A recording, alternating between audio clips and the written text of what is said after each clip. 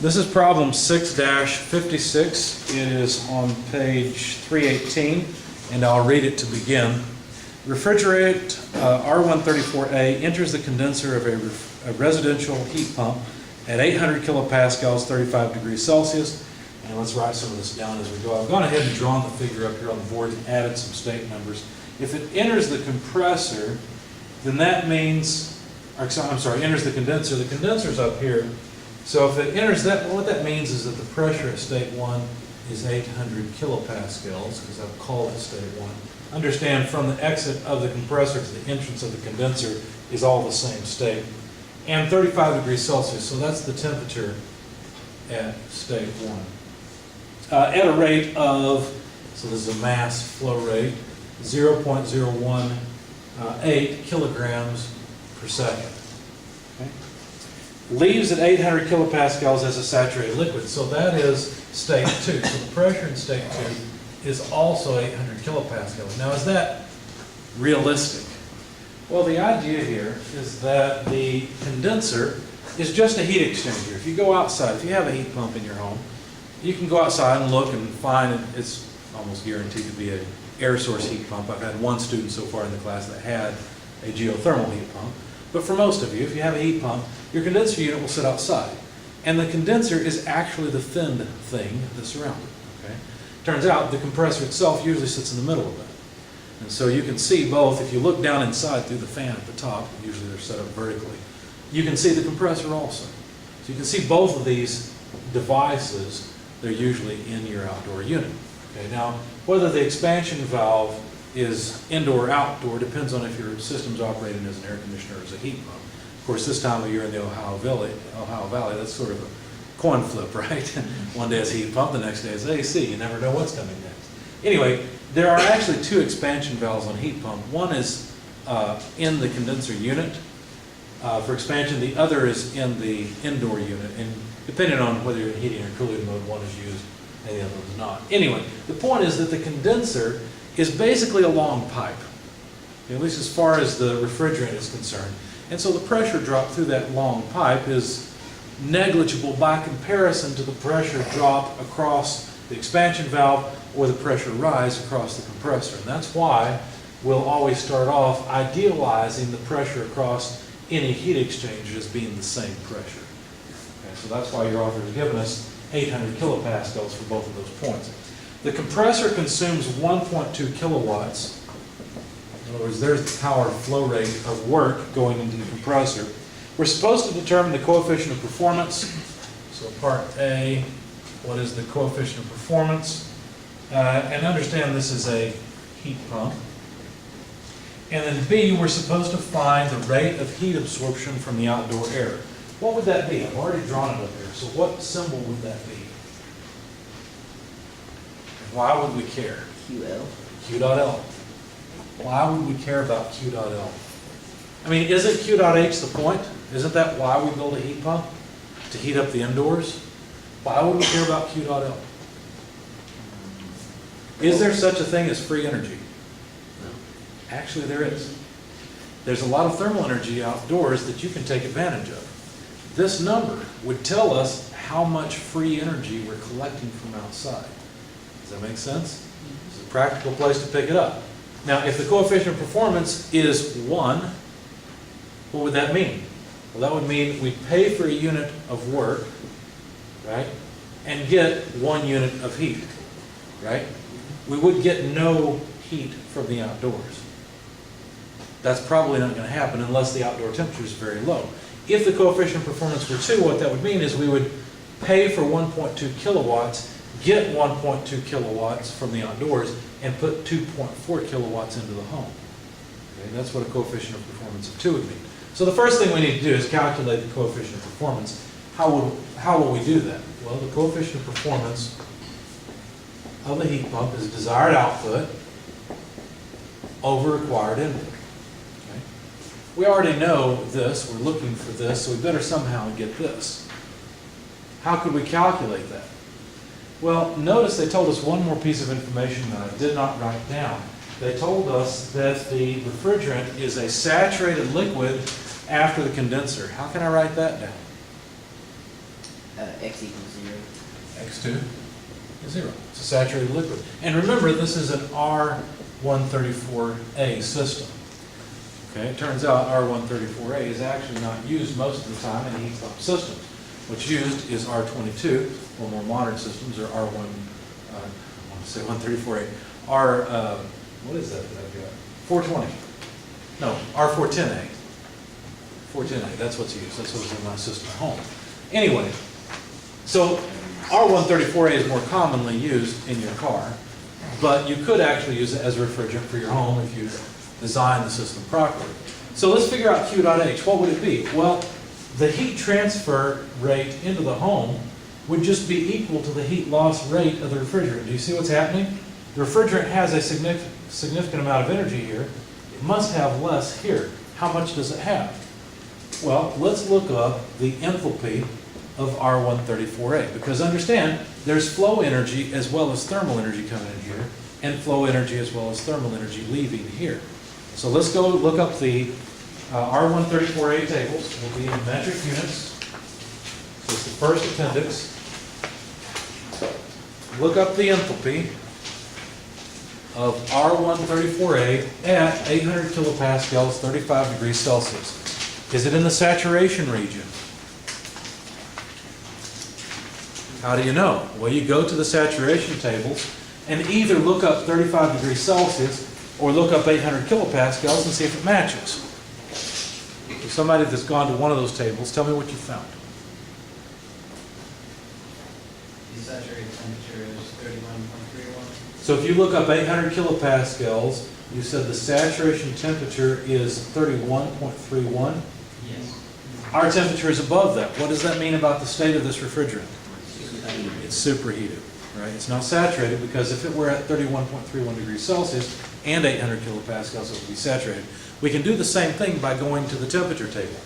If you go to the temperature table and look up a temperature of 35 degrees Celsius, you'll find the pressure has to be above 800 kilopascals. Do you have to interpolate? Okay, all right. Well, anyway, you find a pressure higher than 800 kilopascals. And since our pressure is lower, well, then it's superheated. So now flip over to the superheated tables. And I don't know if they have the tables in kilopascals or megapascals. So look up 0.8 megapascals and look up 35 degrees Celsius. Interpolation. Have to interpolate? Lowest is 40.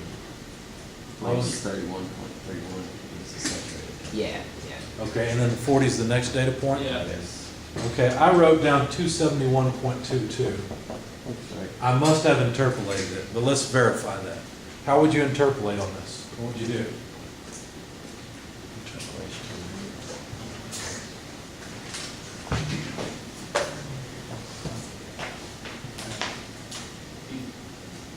have, I'm trying to get the ratio here. You're trying to get a ratio first. So the difference between the two settings, which would be between 276.45 minus 267.29. So that gives you the total span used. And then Right. this one's 35. So you have to be careful. I think what I would start with is 35 minus 31.31. That'll tell me how far away this point is from the lower point, okay? And then divide that by the range. Now the range is going to be the quantity of 40 less 31.31. That makes sense? Because that's the span between 31.31 degrees and 40 degrees. And I just did AC instead of equals. Let's try that again. 35 less 31.31 equals about 3.69 degrees, divided by about 10 degrees, but I'll go ahead and type it in. 40 less 31.31 quantity. Looks like it's 42.46%. Everybody following that? 30%. Okay. So I have to multiply that by that change in enthalpy that you mentioned. Okay. The difference in enthalpy you mentioned is 276.45. Make sure I type that in right. 276.45 less the lower point, which is 267.29 in quantity.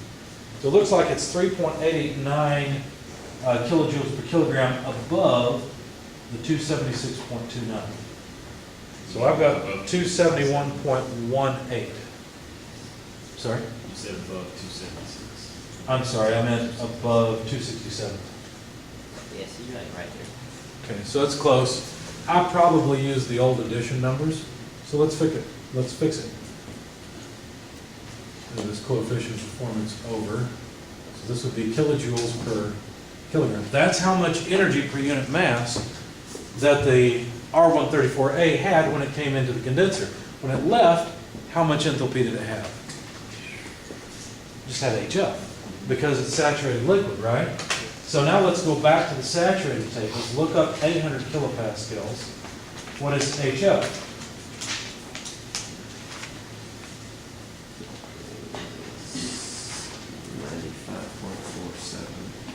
Good. 95.47 kilojoules per kilogram. That looked like a 9. So each kilogram that flows through here goes from that energy to that energy. Okay. Well, how many kilograms flow through per second? That many. So do you understand that the heat transfer rate into the home is equal to the mass flow rate multiplied by H1 less H2? Does that make sense? Okay. So, let's see, this is 0.018 kilograms per second multiplied by H1, 271.18, less H2, 95.47. This has units of kilojoules per kilogram. I just ran out of space. So the kilograms go away, and we'll have kilojoules per second. So plug that into your calculators, please. I use that as an intermediate. Oh, I did write down a result here. Mine will be slightly different numbers. So we'll update my solution, I guess, as we go.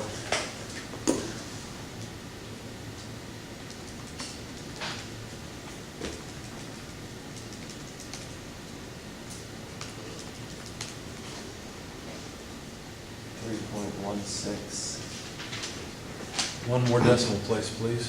162. I had 3.164, so you can see that we're pretty darn close, which makes sense. Okay, so that's a 2. Okay, so now we can calculate the coefficient of performance, because all we have to do is divide the 3.162 kilowatts by the 1.2 kilowatts. Okay. Now let me ask you a question. This 3.162 kilowatts, what form of energy is that? Huh? What do you mean? 3.162. Yeah. What form of energy is it? Is it potential energy? It's Kinetic? What is it? Thermal. It's the energy of This is- thermal along with It's the energy in the bonds of R134A, right? That's the energy in the liquid. It's almost this is the energy that's going into the home, and so it's thermal energy. This is all thermal energy going into the home. Now, we calculated it based on the change in energy of the R134A, where the R134A lost two things. It lost thermal energy and it lost flow energy. Okay? So do you see what's happened here? Some flow energy has been converted to thermal energy. This is an irreversible thing, which is kind of interesting. Anyway, And it's actually working for us for a change. and it's actually what we want for a change, that's Yeah. right. We like to stay warm in the wintertime, what do you know?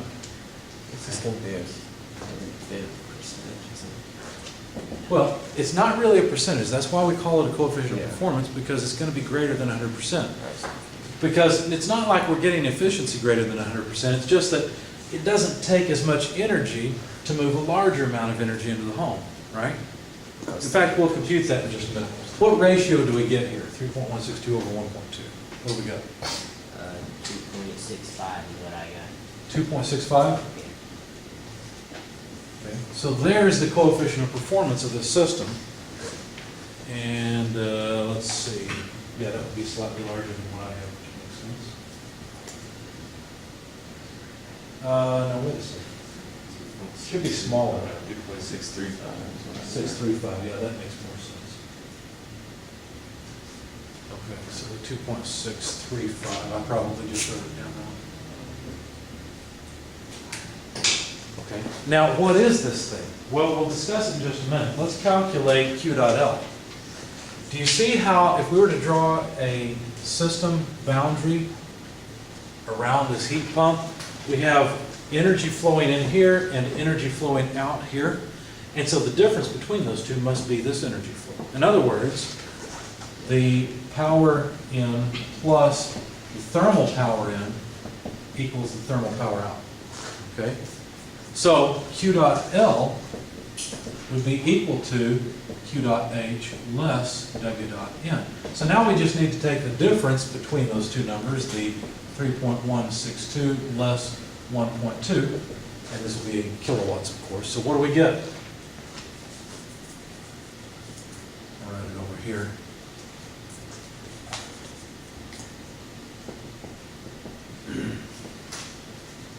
What do we get for Q dot L?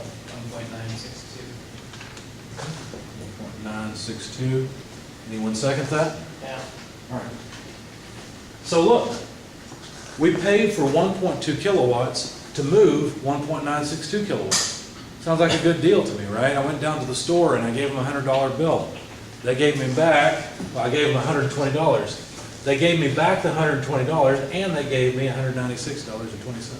That's a really good deal. That's what a heat pump does. Okay? It gives you this for free. Okay? Almost. You have to pay for this, of course. You have to pay for that many kilowatts. But I don't know about you, money doesn't keep me warm unless I burn it, so I'd rather trade it for electricity to keep me warm. Pile it around you. What's that? Make a little coat out of A it. little coat out of money? I can still spend it Yeah. while your teeth are chattering. Okay, does this make sense? Any questions on this? There are a lot of problems where we have to understand the physical properties of the moving fluid, whatever it be, whether it's a heat pump system, refrigerator, or even some type of heat engine. We have to understand those properties in order to solve the overall problem. Okay? Any questions? All right.